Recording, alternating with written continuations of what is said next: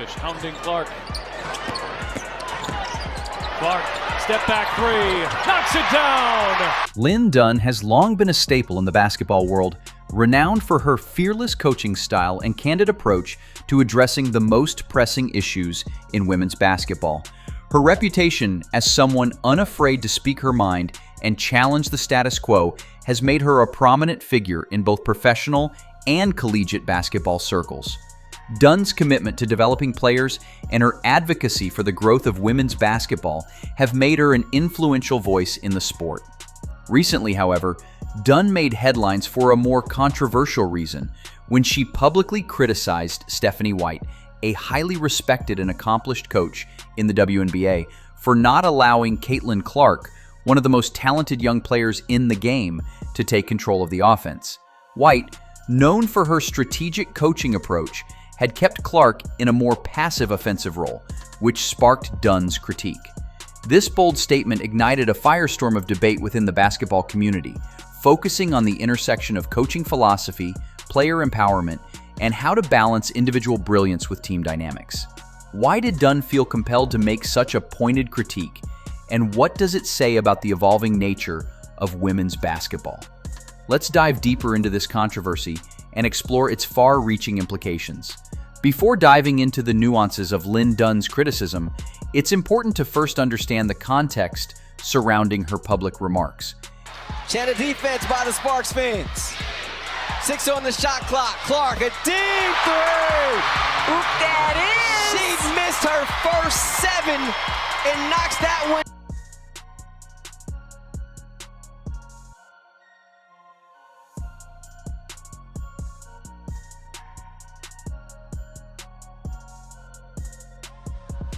Caitlin Clark, the standout player from Iowa, is widely recognized as one of the most exciting talents in women's basketball today. Her remarkable skill set, including a dazzling array of scoring, court vision, and leadership on the court, has made her a household name in the sports world. Clark's ability to control the game with her sharp basketball IQ, combined with her innate ability to make others better, has earned her comparisons to some of the best male players in the NBA, making her a rare talent in the world of women's basketball. She has become the face of the next generation of female athletes, garnering attention for her ability to dominate the court and elevate the level of play around her. Clark's college career at Iowa was nothing short of phenomenal. She broke records, amassed accolades, and consistently delivered clutch performances in high-pressure moments. Her ability to take control of games, whether it was driving to the basket, knocking down deep threes, or making pinpoint passes, became a hallmark of her play. Clark's confidence and poise under pressure allowed her to become the focal point of the Iowa offense, dictating the tempo and the flow of the game. Her versatility made her the engine that drove the team, often orchestrating the offense with a combination of vision and creativity that left defenders helpless. Whether it was her deep shooting range or her ability to read the defense, Clark's presence on the court was undeniable, and she thrived when given the freedom to make decisions and dictate the offense. However, when Clark transitioned to the professional ranks, things changed. Caitlin Clark, now competing at the highest level of women's basketball, found herself in a new environment, one where the coaching strategies and systems were far different from what she had experienced in college. In the professional game, her role within the team was no longer entirely dictated by her individual talent and ability. Instead, it was shaped by the philosophy and system of her coach, Stephanie White, who had a more traditional and structured approach to coaching. White, a former standout player in her own right, took over as coach and made a decision that would later spark Linn Dunn's explosive critique. While Clark's ability to handle the ball, create plays, and run the offense had been one of her greatest assets in college, White's approach was more conservative. Rather than allowing Clark the freedom to dictate the flow of the offense and fully utilize her playmaking skills, White chose to place her in a role that focused more on scoring, but with less involvement in orchestrating plays and controlling the game. White's system emphasized a more collective, team-oriented approach, where Clark's talents were harnessed for specific scoring opportunities rather than being given the keys to the offense. This decision was seen by Linn Dunn as a major misstep, Dunn, with her extensive experience as a coach, firmly believed that Clark's talents were being underutilized in this new system. Dunn argued that a player of Clark's caliber, with her exceptional basketball IQ, vision, and playmaking abilities, should have been given the freedom to run the offense and take charge of the game. By not empowering Clark in this way, Dunn felt that White was not only limiting the player's potential, but also hindering the team's success. In Dunn's eyes, a player like Clark needed to be the focal point of the offense. She should be allowed to dictate the tempo, create scoring opportunities for herself and others, and utilize her skill set to the fullest. By restricting her role, Dunn believed that White was squandering an opportunity to maximize the team's offensive potential and take full advantage of Clark's extraordinary talent. Linn Dunn's remarks were not just about basketball strategy. They were about player empowerment and the importance of allowing players to take control of their careers. As a coach, Dunn has always believed that the best way to get the most out of a player is to empower them, to give them the freedom to make decisions on the court and take ownership of their game. Dunn's criticism of White, therefore, was rooted in the belief that Clark's talents were being restricted by a system that didn't fully embrace her potential. Caitlin Clark is a player who thrives when given the opportunity to create. Whether it's making it off the dribble three-pointer from deep range or running a fast break with precision, Clark's game is defined by her ability to dictate the tempo of the game. When she was at Iowa, she was the one pulling the strings, making split-second decisions, and taking over games when needed.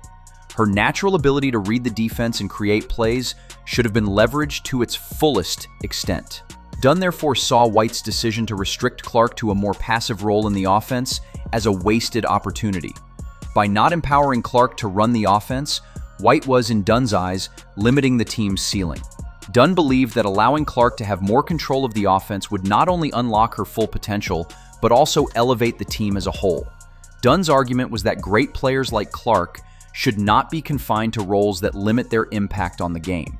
Instead, they should be given the tools to influence the game on their terms. On the flip side, coaching strategies are often more complicated than they appear at first glance. Stephanie White, with her extensive experience, may have had her reasons for making the decision to limit Clark's role in running the offense. From a coaching perspective, one could argue that a team's success is built on the collective effort of every player, not just one individual. By focusing Clark's role on scoring, White could have been attempting to build a balanced system where every player contributed in different ways, making the team less reliant on any one individual. Furthermore, coaching decisions are not made in isolation. In the professional game, where teams face high-level competition, a coach might make strategic decisions to ensure team cohesion and prevent an over-reliance on a single player. This could be particularly relevant in a league like the WNBA, where the level of competition is fierce and no player is expected to carry the team by themselves. By not allowing Clark to run the offense, White may have been attempting to create a more well-rounded and versatile team, one that didn't rely on one player's ability to dominate the ball. The reason Linn Dunn's comments have struck such a chord is that they tap into a much larger issue within the basketball community, one that speaks to the evolving role of women's players and the complex power dynamics between coaches and athletes. Dunn's criticism of White can be seen as more than just a critique of one tactical decision. It serves as an advocacy for greater freedom and trust in players, particularly those with elite skill sets like Caitlin Clark. In a sport where the narrative has often been shaped by established structures and traditions, Dunn is calling for a shift in the way women's athletes are perceived and empowered. Historically, basketball, like many other sports, has been dominated by traditional ideas about what players should do and the roles they should occupy within a team. Coaches have long held the reins, dictating player positions and responsibilities based on a structured vision of what a team should look like. In this model, the importance of individual brilliance often takes a back seat to team cohesion and predefined roles. However, Dunn's remarks are a challenge to this status quo.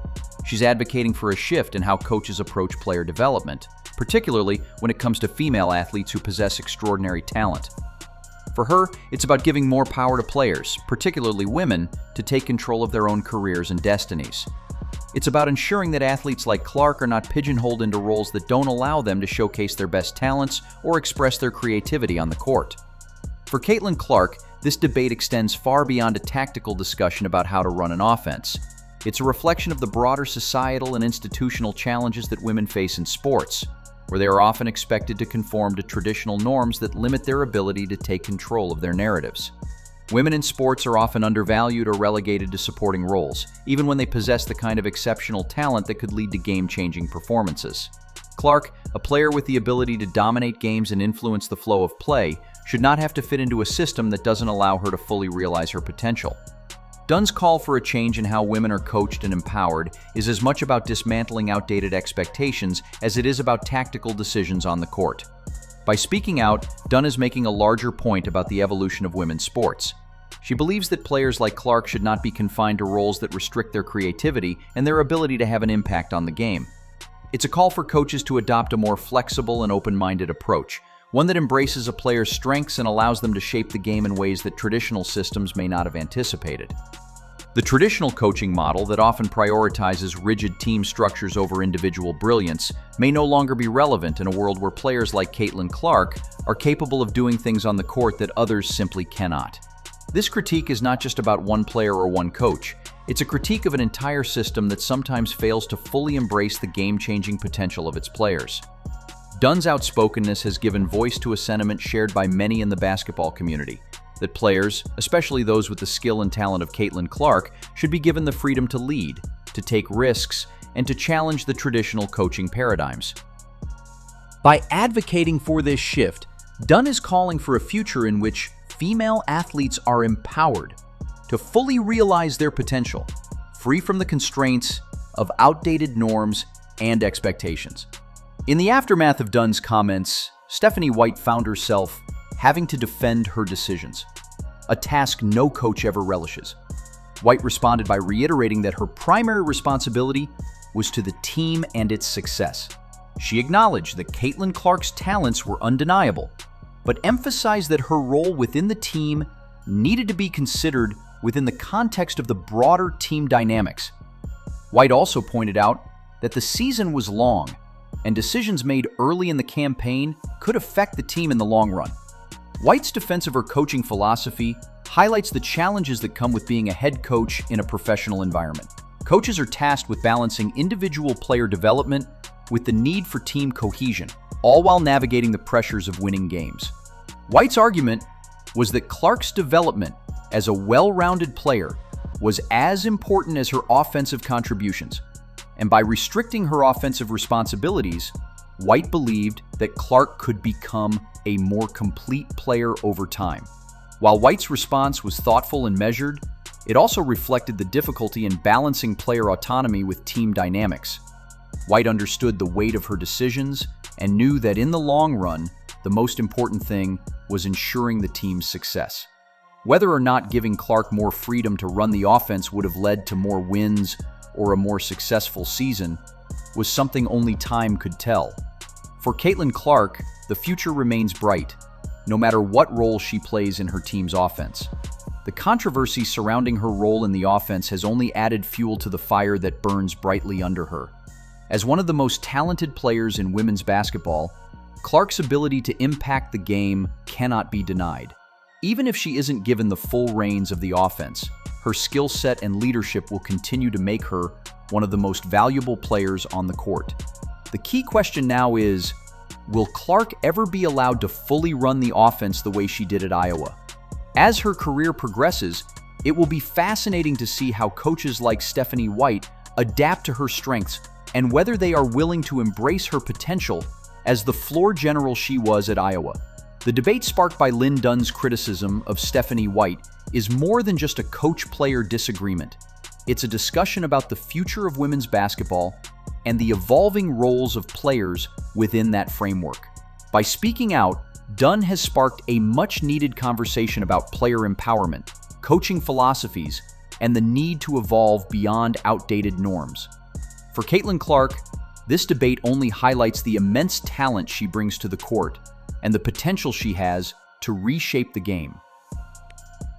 As the conversation continues, one thing is certain: Caitlin Clark's journey is far from over, and no matter how this situation resolves, her impact on the game of basketball will continue to grow. In a sport where individual brilliance and team strategy must coexist, finding the right balance will be crucial for both coaches and players alike. The future of women's basketball is bright, and players like Caitlin Clark will continue to pave the way forward.